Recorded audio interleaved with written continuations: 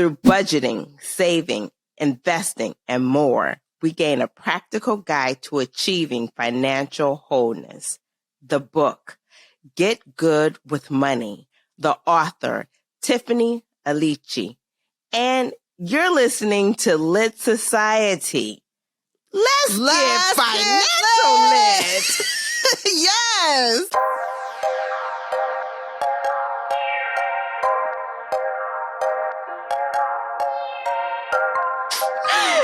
Hey, readers, this is Alexis. And this is Kari. And you're listening to Lit Society, a podcast about books and drama. And if you're listening on YouTube, you have to know that we are investing financially into this show. Our video is clear. We coming to you in 16K. This just came out yesterday. We got it for the podcast. So we're a lot clearer. You might think Alexis sounds a lot clearer herself. Yes, she's investing. I'm investing. We're investing. And so there's check more us to out invest. on YouTube. There's always more to invest. There's always more But to Tiffany invest. told me to stop investing. Oh, she sure did. I'm going to get on that. Mm-hmm. Gems. What she say? Do you have a business or do you have do you look like a business or are you a business? Hello. We're going to get on it. I said, Tiffany, just say my name. Just call me. Okay, listeners, readers, let me just say, I did not do a theme of the week this week, so we're going to push it on because I was ill prepared. Because we got so much to talk about in this show. So, no, you're good. Well, shall we jump into the author and context? Kari, can you tell us a little bit about that? About our author? Tiffany Aliche when she was growing up and going to school and getting her education, finance was not her goal. Education was, but it worked out perfectly for her because she was a preschool teacher. She's a first generation American. Her parents are Nigerian. She came, onto the career scene with a strong work ethic and a financial plan. She was doing it. She was saving most of her money like a lot of us were taught to do. I can say for me, I grew up with as far as financial advice is concerned, two things. Don't use credit cards. And number two, save as much as possible. But her parents seem to be teaching her more than that, but that's actually the course she was following too in her early 20s. And that's not enough to build wealth and financial security as much as we can be secure. But anyway, so financial wholeness. That's not enough for financial wholeness. So when she started her career, she was a preschool teacher working a job she loved. She saved up enough to buy her own place. In her early 20s. No, she wasn't traveling like Alexis. If you guys don't know, check out Alexis on Instagram. Alexis is traveling. That's her handle. But she was investing in her future self, who she calls Wanda. And she was making sure her retirement was on point and she had real estate. Okay. And a lot of savings. I think at one point a financial advisor or accountant or a banker of some sort laughed at her for having so much cash and savings and not investing it anywhere. She didn't know. Financial crash of 2009, which we'll get into later. She's out of a job. She can't pay her mortgage. Boom, boom, boom. But through that trial and tragedy, those tears and tissues, she found a new career path that fit her even better and allowed her to do what she loved. And that's where we find Tiffany Aliche today. I do believe she's recently suffered a loss of someone very dear to her, who she brings up throughout the book, her husband. And so to me, it was also a little heartbreaking to read how much he comes up in a positive way. But I know that for her, those positive experiences still have great value. That's how it is when someone passes. But every time I read about him, I was like, oh, especially when we talk about estate planning. So that's what I have on Tiffany Aliche. Well, thank you for sharing. Now, let's hear a brief synopsis without spoilers before our deep dive. So Tiffany is going to not give you an anecdote, not let you know what someone else did. She's going to give you 10 tools to become financially whole. Her goal is to not make you wealthy for today, but to make you wealthy for today and tomorrow. And she's telling us that no matter how much debt you have, how little debt you have, you are in a position right now today to take control of your finances. Alexis, who do you think would love Get Good with Money?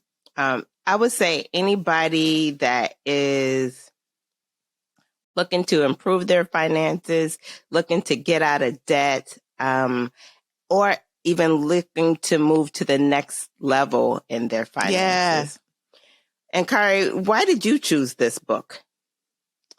Yeah, I have to say that I'm not as financially savvy as I think I should be or would like to be. I'm at a point now where I want to plan for my financial future in a more aggressive way. And I don't really know how to do that. All I know is to not have debt and to save. That's boring. So I want to do something fun with money. I want to have a plan that I understand, and it's tangible. I want to know where my money is going and why. Like, why am I saving? Why?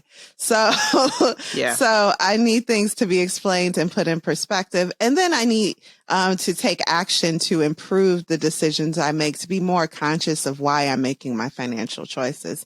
So that's why I really want this to be a year of self-improvement for me, which is why I've read so many self-help books. Okay, Kari, with the self-improvement.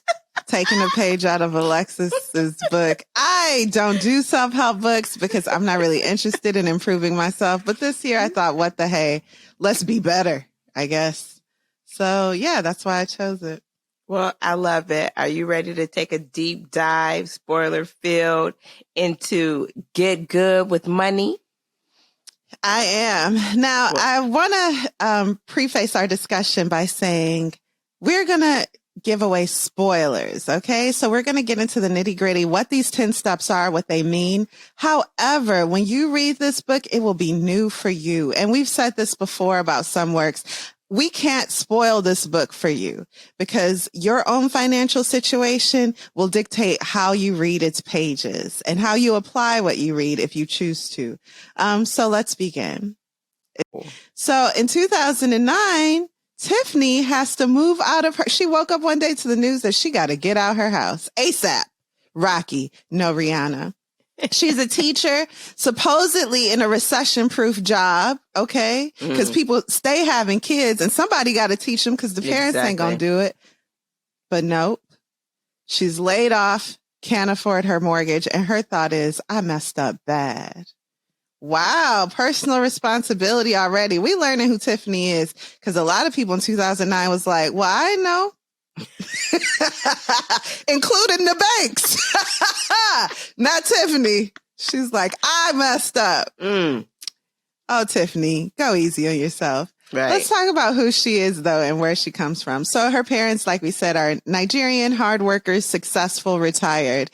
They'd always taught her fiscal responsibility growing up. Her dad, it seems, would really take the lead with that, inserting little lessons throughout the day. How could someone like her fail? That is the question. She was taught how to be financially responsible. How can she be going through a foreclosure? This is a quote from the book. We each must learn how to weigh our short-term desires against our long-term goals. That's something her father taught her. Today, so as we're reading of the book, she fast forwards to 2009. She's 26 years old, balanced finances. She's saved $40,000 in 3 years. She has an 802 credit score and she's a condo owner, but still she's failing. What happened?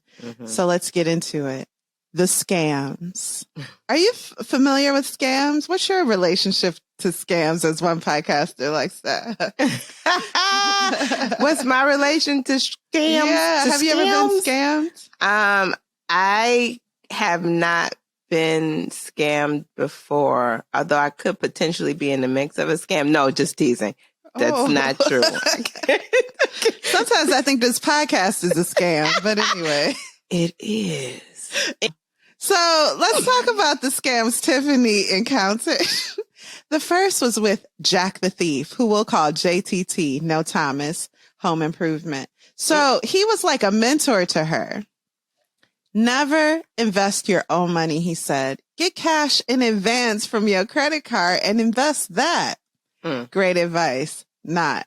So, blinded by a deep wish to help her parents retire, Tiffany followed the advice of her friend and financial advisor, JTT. Cash advances on credit cards, however, are bad news, big bad news. But she didn't know. If I ain't learned nothing else, that's something I learned early in life. Yeah, I mean, easy money is bad money, just always. But anyway, Tiffany goes to the bank and asks for a $20,000 advance. The teller and the bank manager sit down with her. JP Morgan come up out of the hole he in, and he like, Tiffany, you sure? And she said, yeah, JTT, I know what I'm doing. He's advising me. And they said, are you sure, baby? And she said, stop, I'm grown. I want $20,000. And so they said, okay, you got great credit. We hope you good for it, and gave it to her. She then invested in herself with a business course that cost $15,000. And she handed the $20,000 from the bank to JTT. If you're counting, that's $35,000 in 1 week. Oh my goodness. She went from having no credit card debt to being over $33K in the hole. Despite their contract, because she was smart enough to have it in writing, which, footnote, always have business stuff in writing. Me and Alexis got a contract. I ain't going to honor it, but we got one. No, just kidding. Just we kidding. Do, though. Yeah, we always. Do. Yeah, the lawyer's going to make her honor that. Yeah, that's true. If they can find me. Anyway, so despite their contract, guess what JTT did? He took advantage of her. That's right. He ran away with her money, predictably. Yeah. That's deep. I've seen it, though. People will take your money and run. People you've been knowing for years. Where do they go? Do they have another home that they have secured just for occasions like these? It's so unfortunate. Who knows? Yeah. Dishonoring trust like that. It's just terrible. So anyway, for 2 years, though, she refused to accept responsibility. And I understand, because she's in this limbo where she's thinking it's JTT's fault. We have to catch JTT. And that's true. However, you were the one at the bank. You handed him the cash. But during this time when she's not taking full responsibility, she's paying the minimum on her credit card bills, because in her mind, she's going to get that money back from JTT when authorities find him. Anyway, later at 29 years old, she finally accepts that her money and JTT were gone forever. So where is she now at 29 years old? Remember, we caught up to her in the beginning at 26 years old. She's a condo owner, looking great, 802 credit score. Now at 29, she's $52,000 in the hole with student loan debt, which scam. $220,000 mortgage. Scam. Seriously, if you can't guarantee me a job, why am I paying so much into educational institutions? It's disgusting, but that's another show. So anyway, $220,000 mortgage, which is like reasonable. Good for you, girl, but she can't pay it. So then it's not reasonable. $35,000 in new credit card debt. She's laid off with little savings. Foreclosure followed. There is some good news though. She Googled him, and JTT is in jail, because he didn't just stop at her. He was like, oh, this is easy. In the business. Let me do it again. Anyway, the feds caught up with JTT, but back to our girl Tiff. She's distraught. She moves back in with her parents. It's funny because she was so, quote unquote, financially responsible before all of this happened that her parents had to sit her down and was like, girl, can you get some edge control? Can you get a wig, some braids? Because you're looking rough. You ain't taking care of yourself, sis. Yeah, do better. We don't like some eyelash extensions.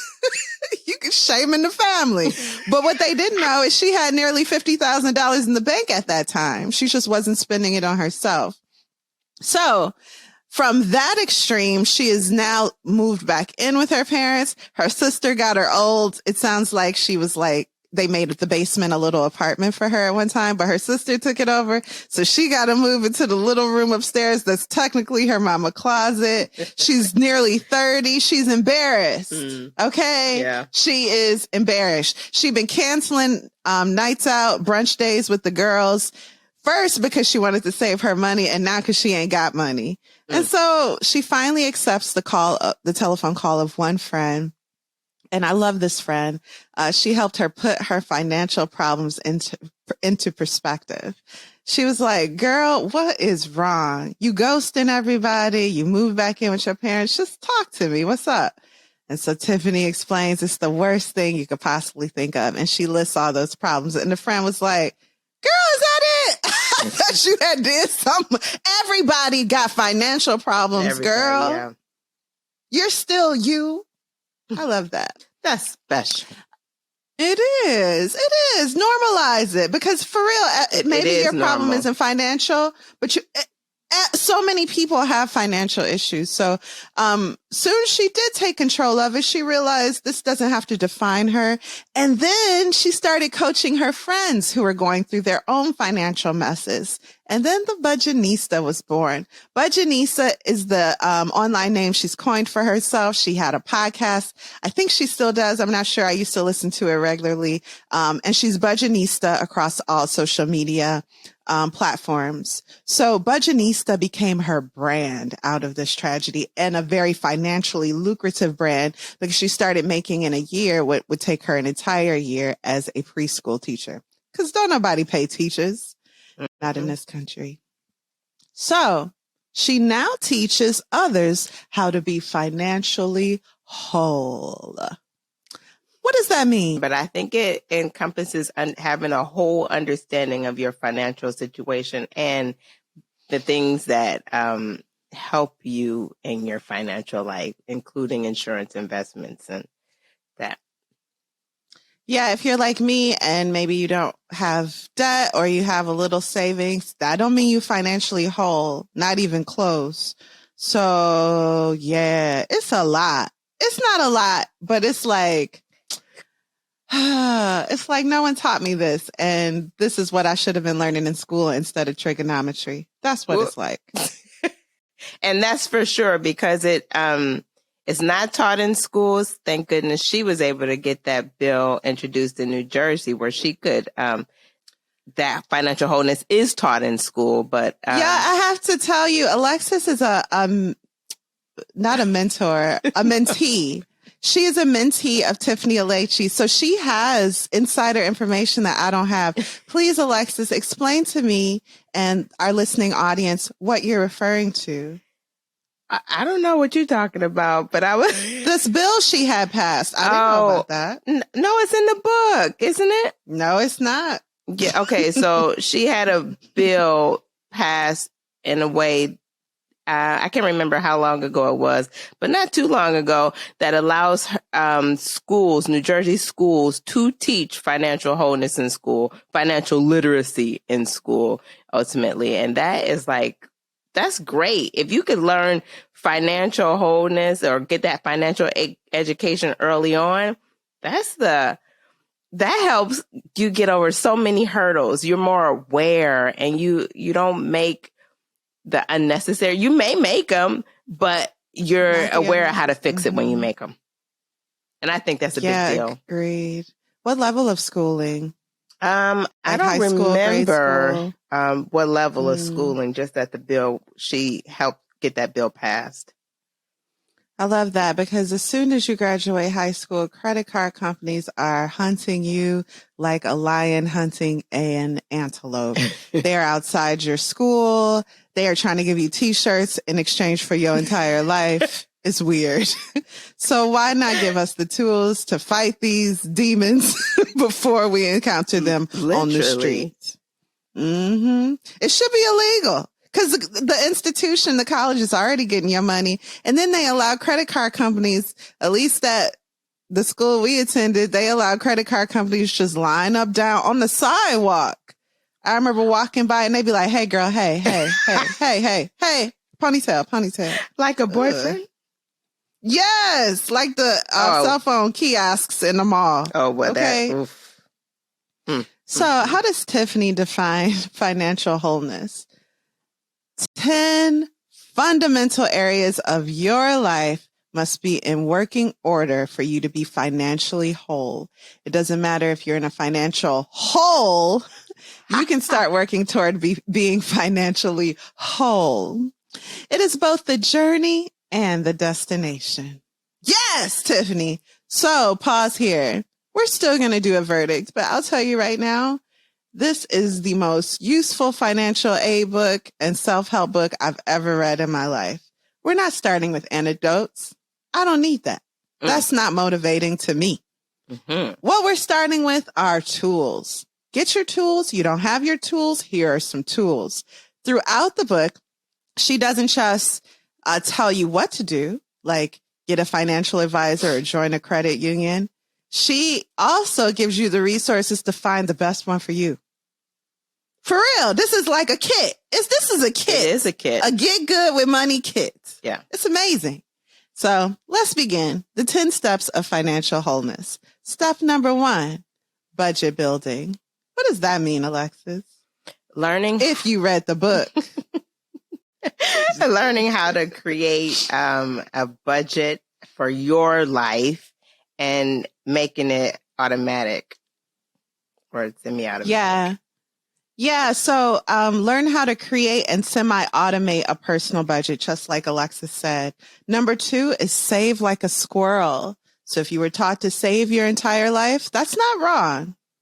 But she's going to teach you how to calculate the number needed for 3 to 6 months of essentials and how much you need in each category of your life. Don't just be saving, just having a whole bunch of money sitting in a big bank. That's not working for you. In fact, it's making you broker, which she'll talk on. Inflation. Yeah, I love dig out of debt. Part.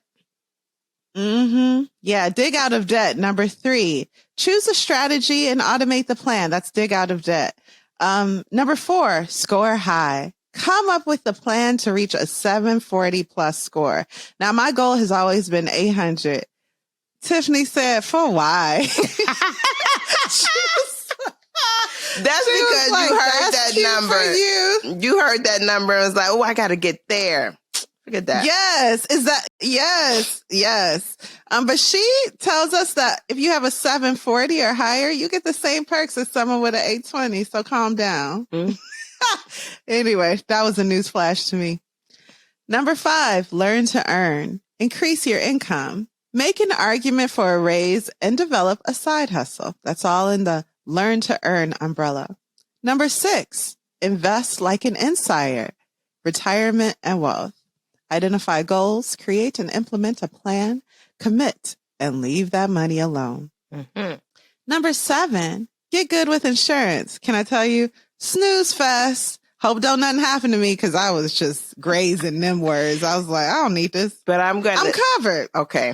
I'm going to say. We'll talk about it. Okay. Hold your horse. I'm just being honest. Number 8, grow rich-ish. Calculate net worth, own more than you owe, and create goals and define actions. Number 9, pick your money team. Find reliable and trustworthy financial professionals and advisors. And number 10, leave a legacy, estate planning. So let's get into it, the nitties and the gritties. Before you begin these 10 steps, you actually have to get ready to begin them. And this is great because Tiffany wants you to be a paper towel person. What's a paper towel person? Growing up, if she spilled something, her dad would fuss at her. But guess what? At the end of the day, you still got to get a paper towel and clean it up. I love this because I am solution oriented, but I don't always know the solution. I don't like to chit chat about the problem in the past. That is just so unhelpful. She don't. And neither does Tiffany. So I really appreciate that. Make money work for you. Don't work hard for money. You the boss of money. Now this, I don't know. Sometimes the money do be bossing me. Don't let me find no extensions on sale in the kinky yaki I like. I don't know. The money be like, get rid of me. I'll be like, you right, money. But Tiffany said, don't do that. Hit pause and ask yourself, what will this bill do to me a month from now, a year from now, etc., before making a purchase? When money wants to buy a new bag or some weave, let money know, you going into savings this month, money. Wow. Talk about superhuman strength. Expect growing pains. It ain't going to be easy, but just like in real life, when kids experience growing pains, it means they're leveling up. So you're going to level up in life. It's going to come with a few growing pains. Create a gratitude list. This is something I do. I call it a blessings list, and add to it as you find reasons to be grateful for what you already have. You'll notice that that list is going to be full of things you can't buy. And that's a great reminder that you don't really need to spend money probably as much as you do. I don't know. I'm talking to myself. What matters most is free. It sounds cliche, but it's true. Tiffany gives an example of visiting her family in Nigeria, and they had a TV, of course. They had things, they had cell phones, but they weren't tied to them. Sometimes I'm like so sick of my cell phone. I'm like, you here again in my hand with my eyes looking at you? I just want a week off of my cell phone, but you could take it off if you wanted to. Yeah, I could plan and do better, or just do better with my screen time. But Tiffany's point is that spending time with people and enjoying experiences, those times are what matters. So step away from the people and circumstances that don't encourage you. That don't encourage you to reach your goals, and just don't encourage you. Some people won't understand having financial goals. Maybe they'll think just having a financial goal is perhaps materialistic or unreasonable. That is not, those people, don't talk to them about money. Flat out. You ain't got to tell everybody everything. That's fine. Remember the power you truly have. If you're,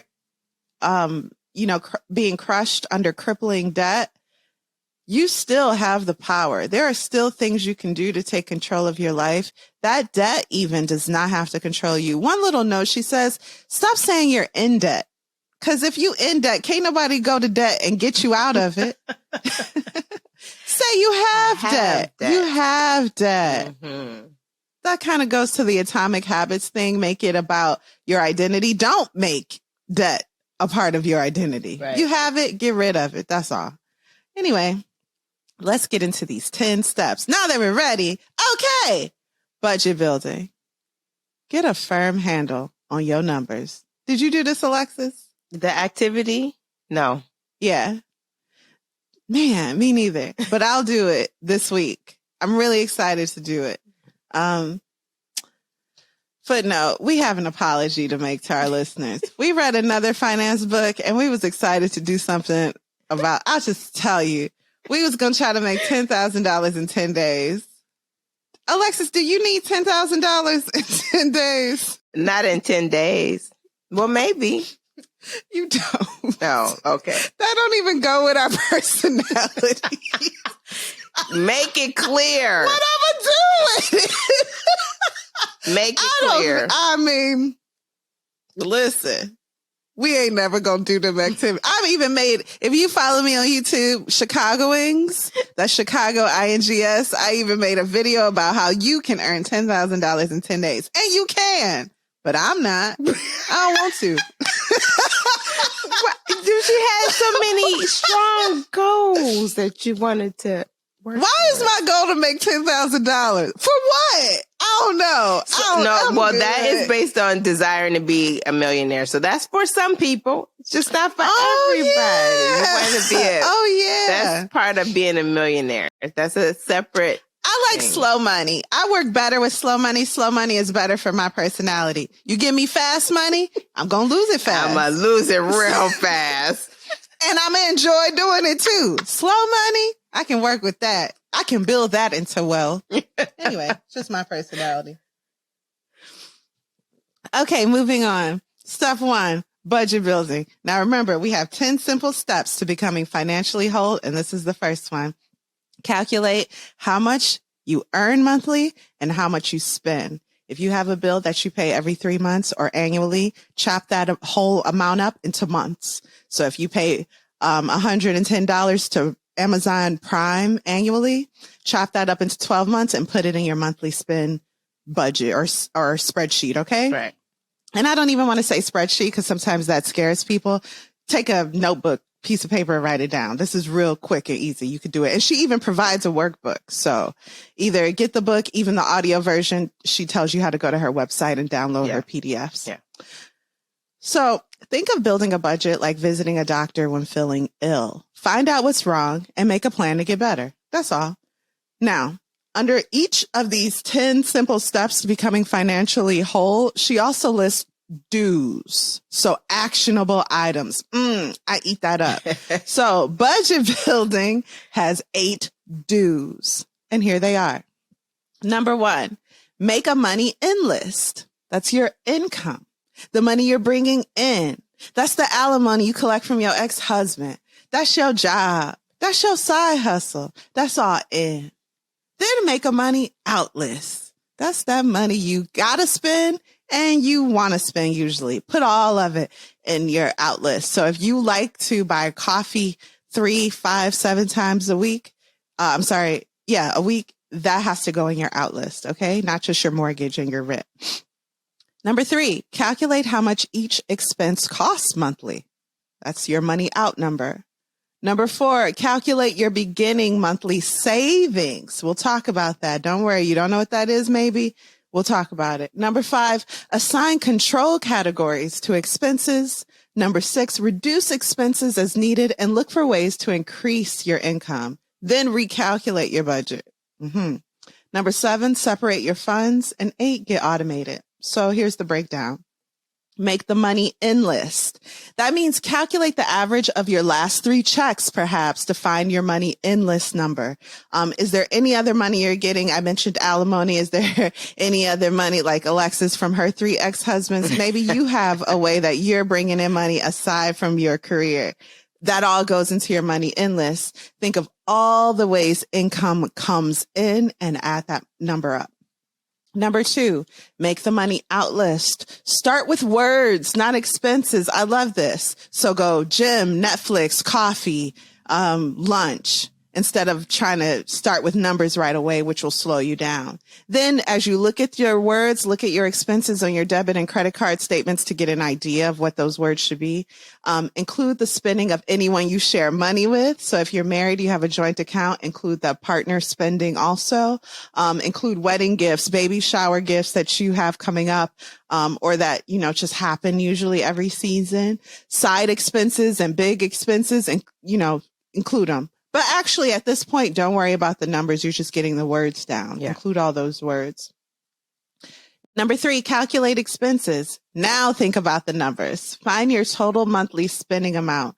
Don't forget expenses that come up every quarter or annually, like we said. Remember to divide those and make them a monthly amount too. Bundle expenses to save time. Maybe you go out to eat 5 times a month. Just have a monthly eating out budget. That's the average that you spend doing that activity. Okay, got it. Good. Number 4, calculate savings. She calls this the tears and tissue.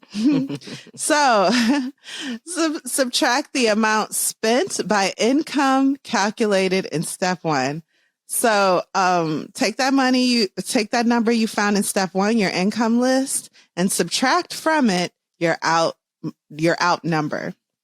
Keep the faith, she says. We're going to improve. Maybe you're in tears and you like $50. Yeah, I mean, right now that's your monthly savings. Is that what you want? Okay, she got you. Assign categories. Number 5. This is a step towards solutions. Now you know the problem, perhaps. Now let's talk about solutions. Create 3 labels. 1, bills. These are things that if you didn't pay them, you'd have a legal problem. Number 2, UB, that's utility bills. And that's a problem only if neglected and usage controls the amount that you're billed. So you need to cut back on electricity to make that bill go down. You have some control there. And then number 3, C for cash. These are not obligations from someone else. They're obligations to you. So this might include groceries, personal maintenance, things like that. If B's and UBs seem too high, if your mortgage, rent, and utilities are too expensive, you might have an earning issue. You need to earn more money or live below your means a bit. If cash is the problem, though, if that's where you're seeing the most spend, like me, then you might have a spending issue. It can also be a combo of the two, of course. Number 6, reduce and recalculate. Work with the expenses that you have the most control over. Those probably aren't in the B category, but maybe in the UB and definitely in the C. After seeing where you can cut back, recalculate the monthly savings amount. That's the income minus the money that goes out. Then make your savings a bill. Just like you pay your rent and mortgage, start paying your savings. If you do not make enough to cover all expenses, prioritize by asking, if I do not pay this thing, will I be unhealthy or unsafe? And then she mentioned something that has worked out for me.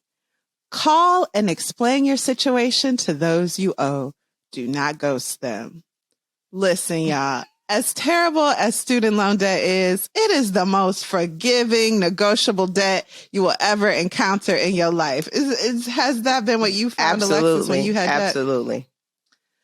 I remember I had all my student loan debt in a box and I just called. It was like 2 or 3 lenders. And I was like, hey, I'm not working right now. So I just want y'all to know I'm probably not going to pay you for a while. And one woman I talked to gave me advice on how to consolidate those debts. Once I did that, I talked to the one debtor or lender I owed now, and told them my situation. They said, okay, we'll defer it. I had to call them like, hey, can I start paying? Like years have passed. I don't even know if it came up on my credit report anymore. They was so forgiving. She was like, oh dear. No, that's inappropriate, but she was like, oh dear, don't worry. We'll do this for you. We'll do this. And they did. And my interest was the same. And I just didn't have to pay it for a couple years. It was wild. Yeah. And then I paid it. Certainly a thing about student loans. You can always pick up the phone. Don't be afraid to pick up the phone and call them. It may seem scary, but just give them a call. They can't do nothing. They can't take you to jail. This is the thing. They can't do nothing, but you do want to have a record of who you speak with every time you call someone you owe money to. I've even had this actually happen with a credit card. So the credit card I got in college, I was in a situation where I got laid off and I couldn't pay it. And I told them and they agreed to not report my credit for 3 months. Oh, that's nice. Yeah. Yeah. That's awesome. So actually, I'm like emotionally connected to that card now and I'll never close it, which is great for my credit, but it's a stupid card. It don't even give me nothing, but thanks, Capital One. So moving on.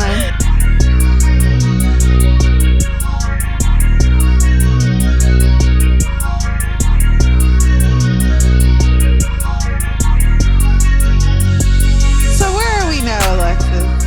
I think you just finished number 6 of the budget building.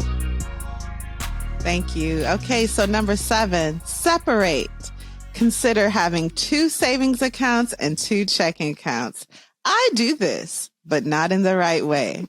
Now, for years, maybe decades, I have ridiculed Alexis and her family for having credit union accounts. Yes, you have. I didn't understand why anyone would do that. To me, having a credit union account, you know how in the small suburbs, it'll be like an abandoned shack and you look harder and, oh no, that's the bank. That's the Bank of Oak Park. That's the name of the bank? I don't think so. So to me, I was like, stay away from them. That's the scam. But I was wrong. So. And only she realizes she's wrong because somebody else told her that. Tiffany Aliche. I wasn't going to listen to the people I know and love. I'm listening to Tiffany. She the expert. So again, 2 savings, 2 checking accounts. Where do you want to open these accounts? She tells us. First of all, you do want a big bank account. It's convenient. It's nice having a big bank checking account because that money is always available to you and that can come in handy. In this big bank checking account, you have one account where you put your direct deposit and tie that account to a debit card. In the second account, that's where the bills come out of, and make sure there's no debit card tied to that account. That'll keep the money safer from you, because you the enemy yourself. That's not untrue. And then have an online only bank. And these are usually better for interest rates because they don't have a high overhead, and it makes getting your funds inconvenient. Now, I'll say for our business, we had an online only account, and it was a little too inconvenient. Like what broke me was we had an issue with somebody stealing a little money from our business. The audacity. Someone in Arkansas at Walmart got a hold of our account. And so we brought it up to our bank. And how long did they take, Alexis, to give us our money back? 2-3 months. 2-3 months. We hurried up and went to Chase. So I don't know. I get it, but I don't like it. So anyway, but she says in one account, have 6+ months of essential monthly expenses saved. So this is a savings account. That sounds semi-safe. And in the second, your long-term goals, each dedicated to a specific goal. So if you want to buy a house and go on a nice big trip this year, have 2 accounts where money is saved for those activities. I'll say, I think I'm okay. I'm not the expert, having just one account and then using Intuit, which used to be QuickBooks, to monitor which goal is being fed financially. I like to do that. And then I don't have a lot of accounts, but 4 accounts isn't bad. That's what I do. So I'm just going to insert this. I was in her Dreamcatcher program. Yeah. Probably back in 2016. And I applied these techniques. And they have worked wonderfully for me. I mean, like, I'm unemployed now, but I had the whole setup, and it was just so easy to do all the things that she said. Because people would tell me, try the envelope method. I'm like, but I don't function in envelopes. So when she told me this, I was like, bet, do it, done, check it off the list. And it was just so easy to have one account in which all my bills came out of, and then whatever was left, because you're only putting in what your bills are. And then as your bills decrease, you just got this money sitting in there that's always going to cover your bills. So it was very helpful to me. And then did you get to the part about the savings account online? I did that you can't touch. I touched on it, but please. The savings account that you can't touch, I used her recommendations and went to one. And that savings account has been very wonderful. And just like she said, you got to think about it. You can get the money within 24 hours, 48 hours, but you have to make a decision how much you really want that. So these techniques for me have been tried and true. I can't wait to get another job that pay me. Oh, wow. That's the first time you said that in a long time. No. Okay. I mean, clarity, not like a job. I just want somebody to pay me. That's what I should have said. If you're listening, BetterHelp, Squarespace, you can sponsor us. We don't use your stuff, but please let us know if we can sponsor you. We might like it. We definitely need BetterHelp. Mm-hmm. So anyway, yeah, I love that. And one thing, now she mentions later on, and I'll touch on it, don't allow these, not lenders, but these bill people, don't allow these companies to automatically withdraw from your account. So that's something I do. I automate all my bills on the company's end instead of allowing my bank to automatically pay them out. So she says by automating it, allow your bank to send out checks or electronic payments to the bills you owe instead of allowing the company to withdraw funds automatically. But having a separate account for bills, I've had experiences where the money that I set aside for bills, that account was negative, and that didn't make sense. Well, it turned out somebody withdrew more money than they should have. So that it let me know that something was wrong there. But Tiffany's method is definitely better, to not give the power to those companies, but to keep the power by dividing that money from my bank and allowing the bank to pay them. One downside, my bank sends checks to my, to people I owe money to, and checks take forever and sometimes they don't come. So it's like, I don't know. Like I've paid people and that money leaves your account once you allocate it from your checking account. Your bank sends the check. So I don't have the money and the person I owe don't have the money. The company I owe don't have the money. So we all just sitting around waiting.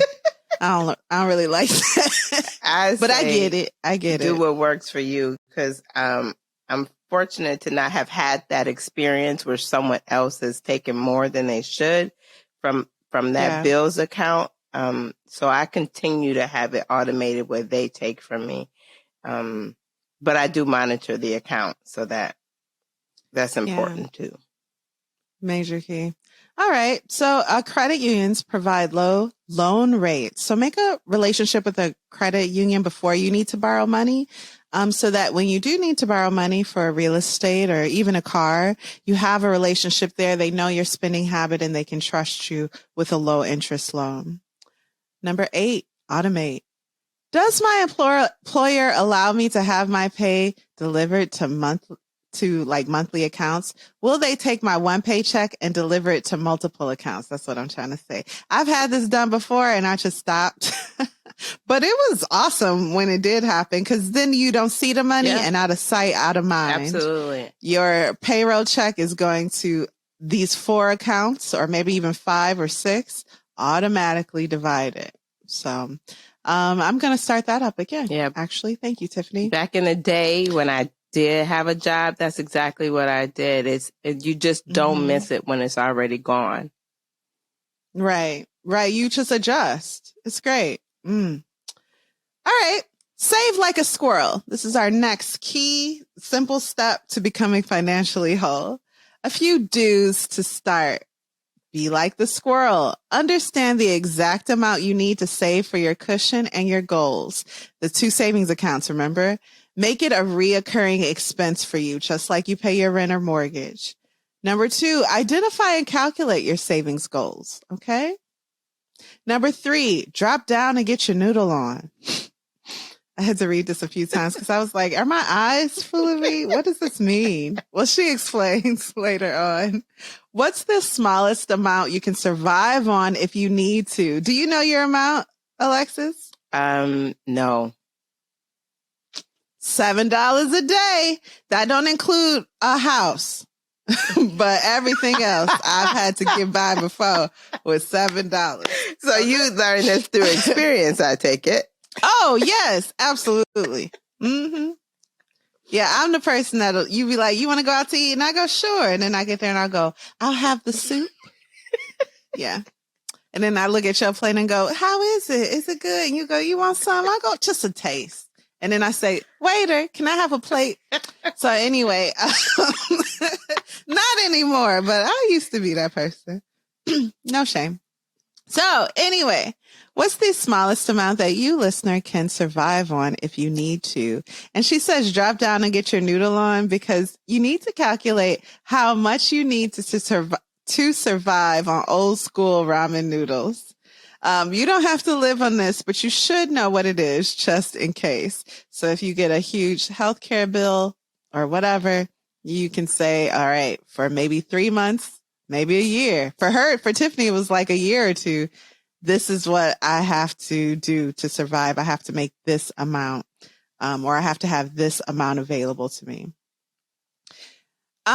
Bonus, save unexpected money. That means that when you go to check out at a store and you thought an item would be $50 and it winds up being on sale and it's $25, instead of going back and getting another item like a 2-for-1, save that $25 into one of your accounts and then build on that unexpected money. I like to put my tax refund too into this unexpected money amount.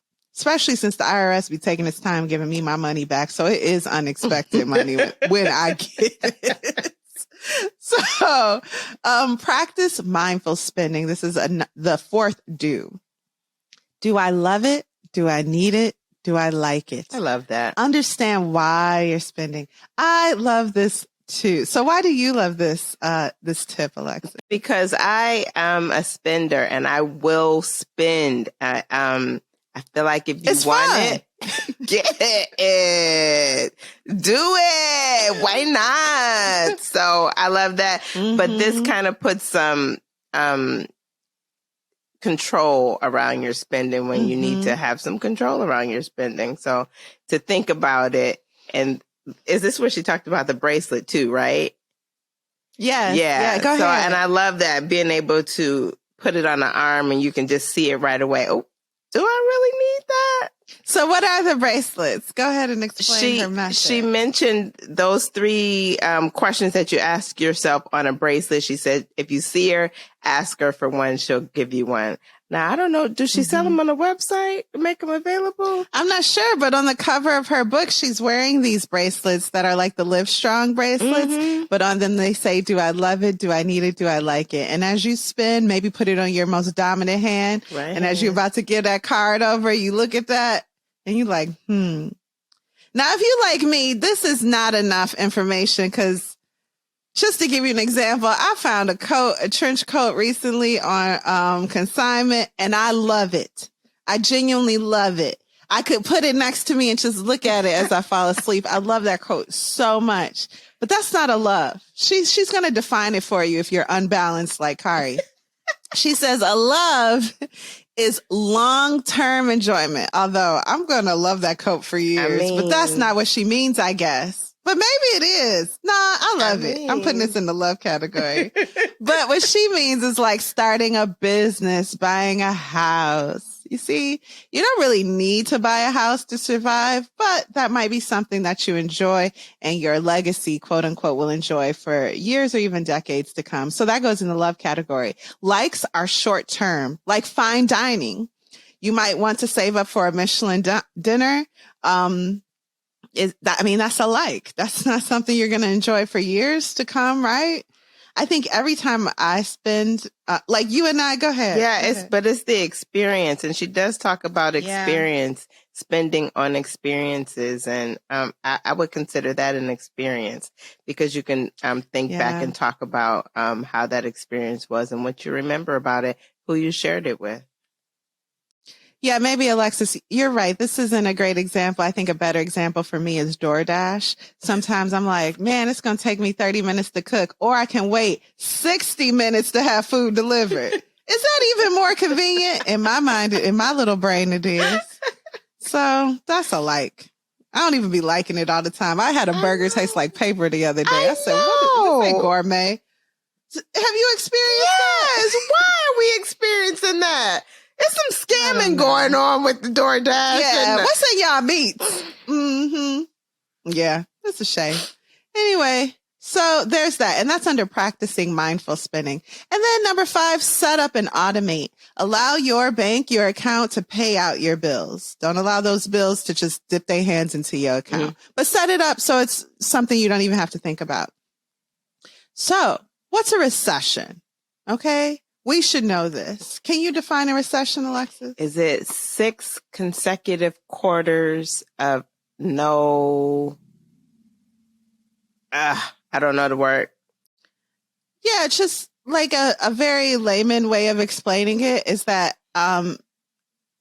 big American businesses are a great indicator of how the overall economy are doing.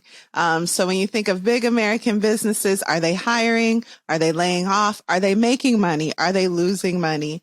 As they lose money, as they lay off people, we start to enter what's called a recession, because there's no ebb and flow. It's just flowing. Downward. Down. Flowing downward. Yeah. And so it's all about trends. The trend is down. You have a recession for too long and you have a depression. However, if you're political and you don't want to call it a depression while you're president, you can call it the Great Recession, which is what we had in 2009. Hey, that's a depression. Stop. Anyway, so recession occurs every 10 to 15 years. It just happens. So that's actually great news, because it means you can plan for it to an extent.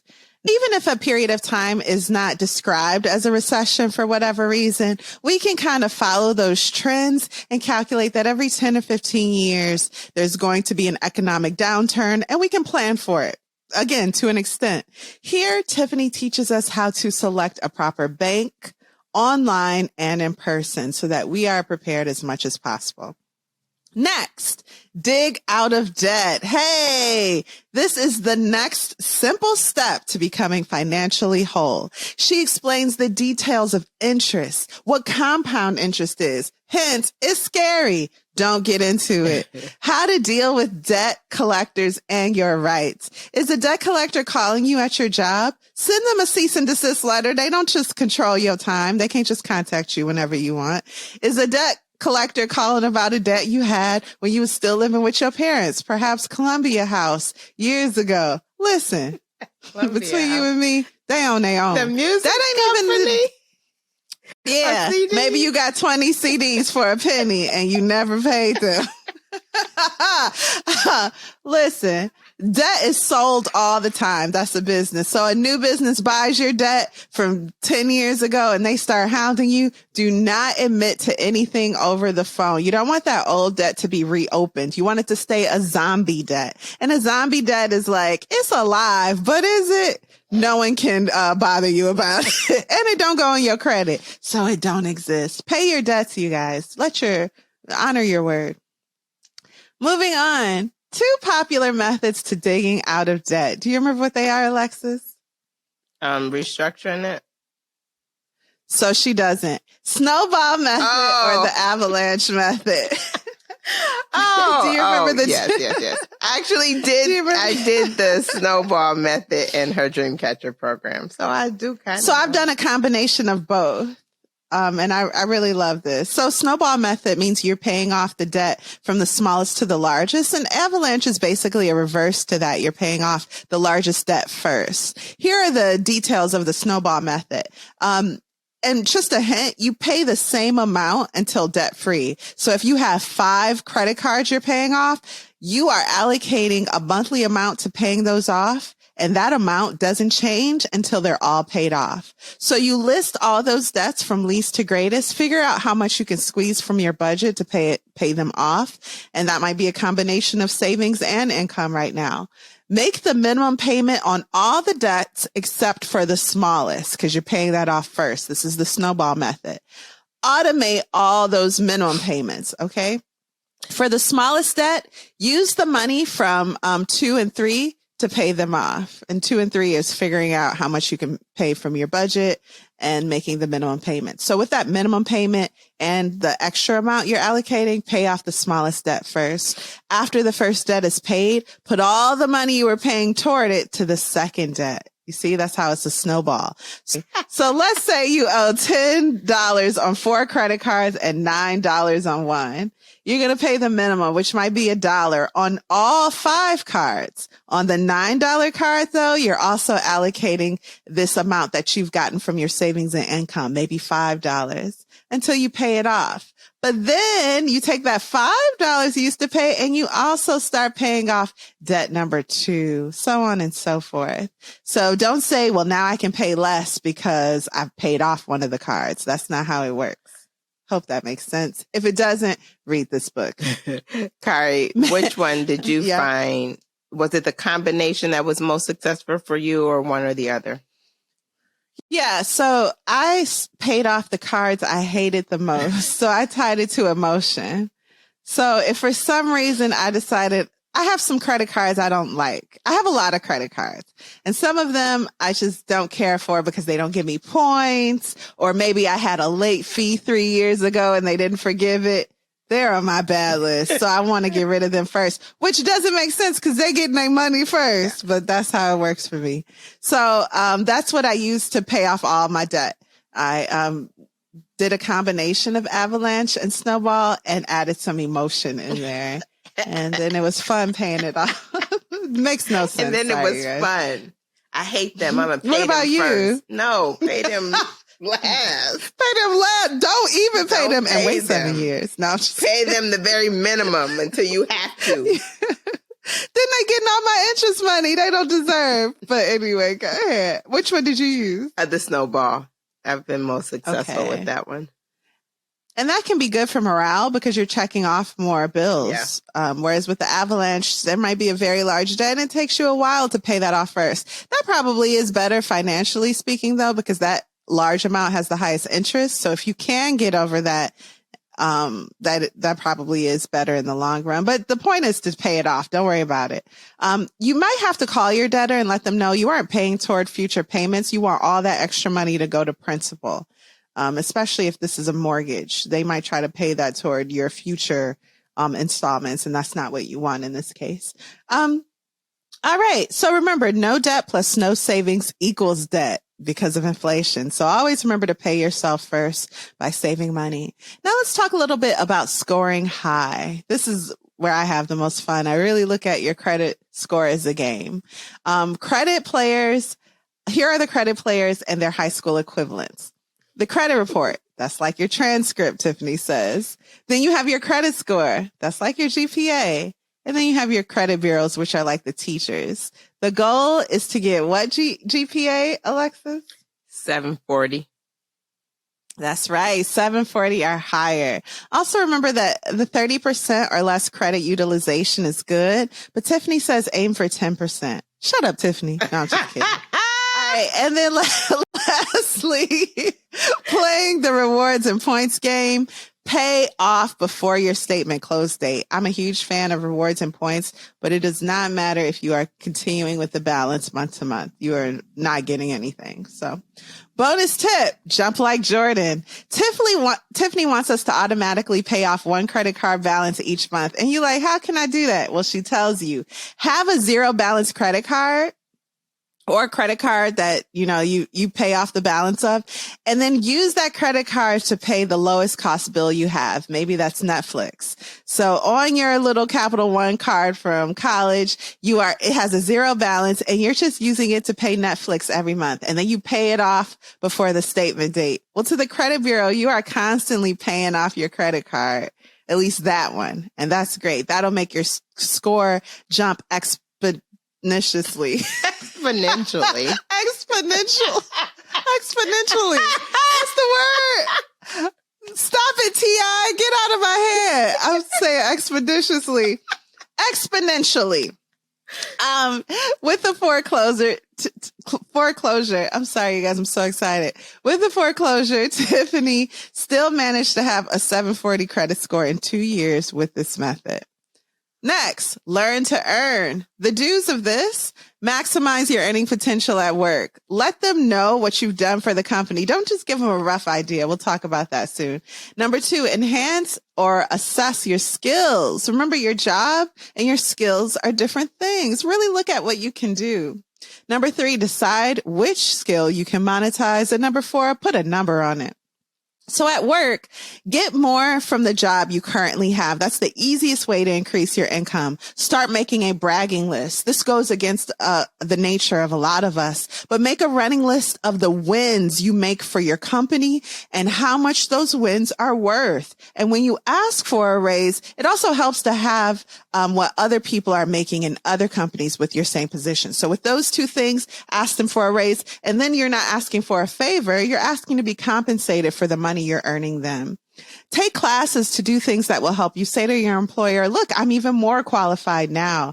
And another tip is to see if your employer will pay for those classes. Now, enhance or assess your skills. Spot your skills and ask, what is it I know and what do I do well? If you can't think of anything because you're so humble, ask your friends and ask your family, but not the haters.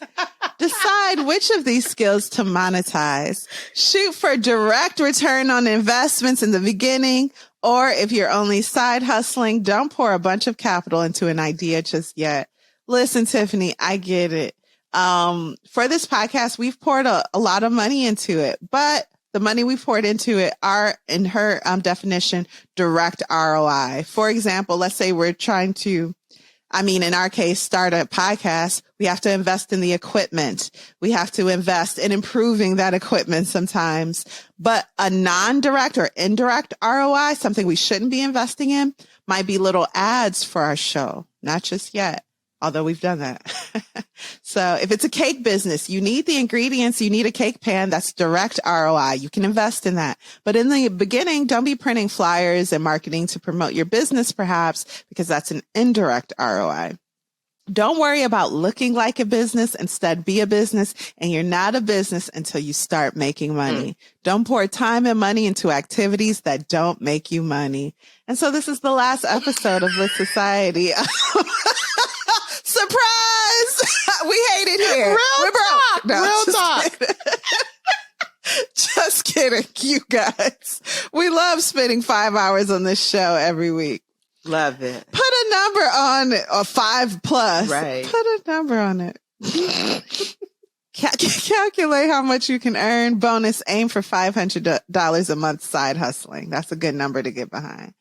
Invest like an insider, retirement and wealth. And now we're near the end of my notes because I lost interest. Listen, Tiffany is trying to tell y'all how to get good with money. I think I just want to be okay with money for a while, and then I'll get good with it. Because when she starts talking about retirement and wealth, y'all, she is getting into the nitties and the gritties and telling us everything we should know.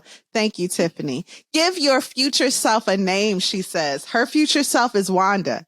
She goes, do I want to go on this trip right now, or do I want to give Wanda a home to live in when she retires? You know what I'm saying? I love it. If you're not taking advantage of retirement tools, you're losing money flat out.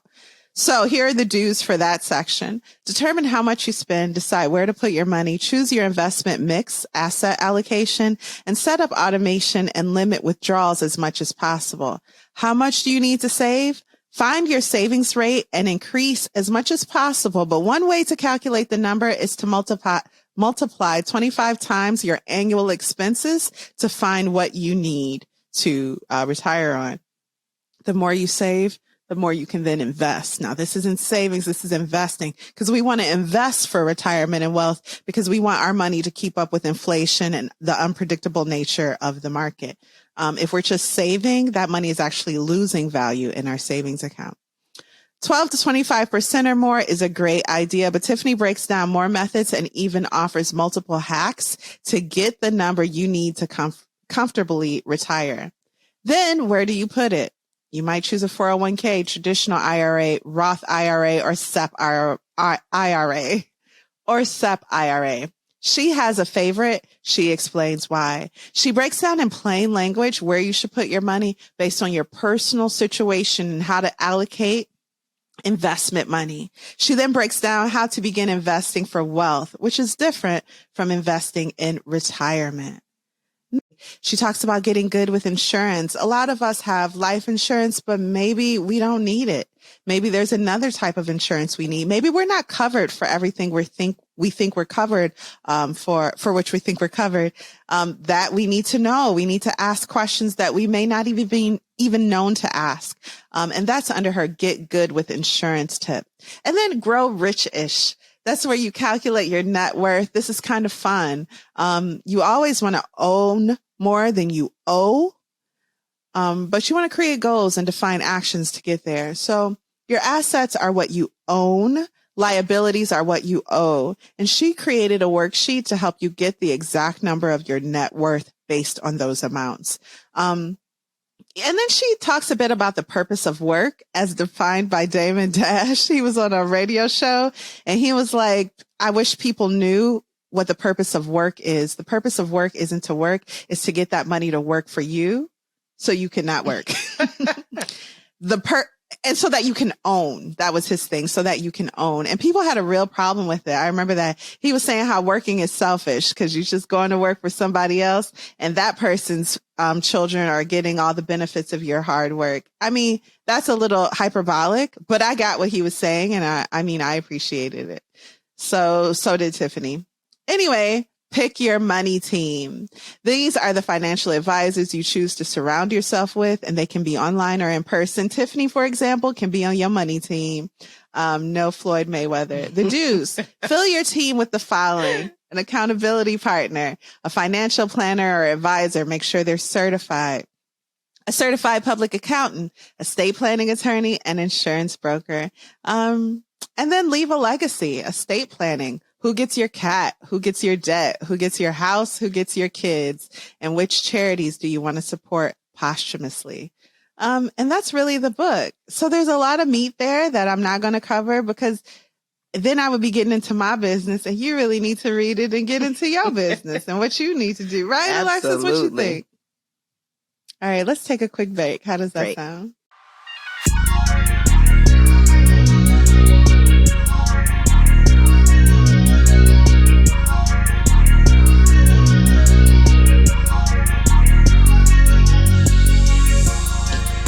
And we're back. Alexis, what did you think of Get Good with Money by Tiffany Aliche, and would you recommend this book? Let me start by saying yes, I would recommend this book. I love Tiffany. I was a member of her Live Rich Academy years ago. I went through her Dream Catcher program, and I didn't move on to the next because my situation changed, so I just backed out. I canceled the program. But it has so much information, and what I bought her first book, and I believe it was called, it's not it's a book, but it's called 1 Week Budget. And so I used that and then her program to get my finances in order. And one of the things that I appreciate about this book is that it puts all of that information into this tiny, tight little concise package. But I really love that she goes into a deep dive, which is into insurance and investing. Insurance is, people do not understand insurance. And to have these little pages that you can refer back, just a high level explanation of what insurance is about, what it means, what a deductible, all of that, I think is helpful at the very base level. And it truly goes into financial wholeness. It makes sense. And the investing part was a bonus. So I think it's just like her Dreamcatcher program in a book form that you can read and refer back to, because within her Dreamcatcher program, there was always some other professional she was pulling in that had the knowledge and experience that would just make you financially whole. So I love the book. I'm Team Tiffany all day, Team Budgetista, if you will, because she has so much helpful information. So I would recommend the book, and I loved it. So how about you? What's your final verdict, and would you recommend this book? Well, Tiffany's enthusiasm is contagious, but you need more than that to really offer a qualified, helpful financial advising book. And she has more. She brings in experts when necessary, I'll say, but on her own, she comes with actual knowledge. She's not just trying to make a book. We've read books in the past where the author was even like, I wanted to make a bestseller, and I did. Tiffany is like, nah, I've been doing this for a while, and I feel like a lot of people don't know this, and I want you to know this because you've already taken the first step to buy the book. It's obvious you care about what financial wholeness means. So let me just tell you what it is, okay? I hear some worksheets so you can really have actionable items that are tailored for you. Wow. This is the most useful self-help financial advice book I've ever read for me. This is how I learn. Again, not with anecdotes, but with actionable items. She tells me the secret and motivates me to take action right away. Like from page 1, there are no useless parts in this book. So this is a book I will gift to others. I hope they don't take no offense. But, if you ask me for some money, I'm going to put it in this book and wrap it up and give it to you. And I can't wait to read, and not just read more, but just follow Tiffany's advice and see how it works out for me, and then watch what else she does in the finance world. She's the real deal. Yeah, she's way to got go. You great. I think she's on Netflix right now, or is it Amazon? One of them. Oh, yeah.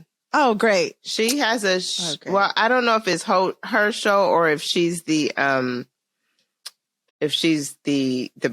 professional, the financial professional on it. But yeah, she's been out and about. And that budget that I was saying, that law that was passed in January of 2019. And it was making financial education mandatory for middle school students in New Jersey. Yay!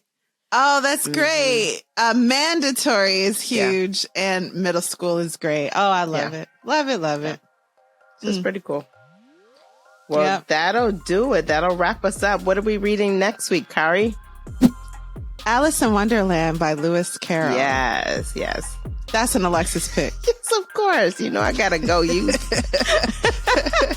But thank you for listening to Lit Society. We look forward to meeting up with you next week, Thursday. Lit Society is brought to you by myself, Alexis Honoria, and Kari Herrera. Support the cause by leaving a 5-star review for our show on Apple Podcasts as well as Spotify, and leave a comment on Apple and Spotify about why you absolutely love us. We love you too. If you've enjoyed what you just heard, tell a friend about Lit Society. Visit litsocietypod.com for show notes, this month's book list, and to sign up for our amazing email newsletter. And until next time, read something.